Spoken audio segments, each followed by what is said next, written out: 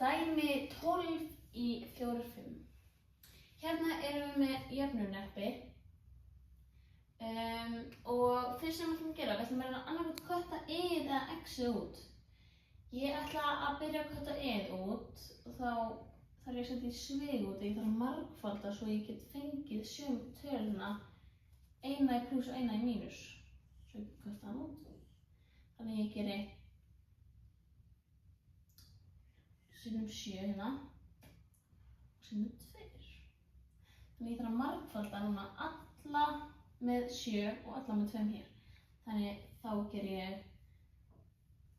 42 x plus 14 y jafnt og 14. Fyrir neðanstregið kemur þá 10x mínus 14 y jafnt og 12. Ok. Fyrst sem við ætlum að gera, við ætlum að kötta þetta út. Og við ætlum bara að byrja að finna hvað x-ið er. Þetta verður 52. 2x jafnt og 46.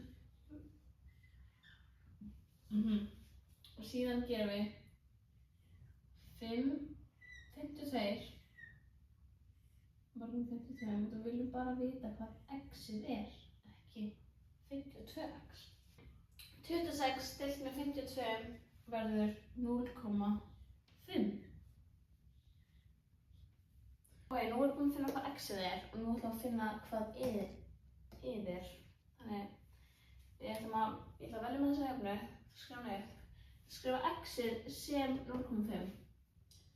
6. Svo er ósýnilegt margfald. Ósýnilegt sinnum hérna á milli.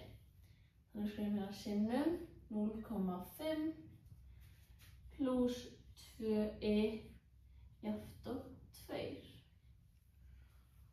Ok, þannig fyrst sem við gerum er 6 sinnum 0,5 er 3. Og plus 2y og 2. Nú ætlum við að færa þristin hérna yfir. Ætlum að einangra y. Þannig að við gerum 2y jafnt og 2 og viltu að færa þetta yfir þá breytist talan í mínus. Svona. Þannig 2y jafnt og mínus 1. 2 margfaldan með 2 og þá er y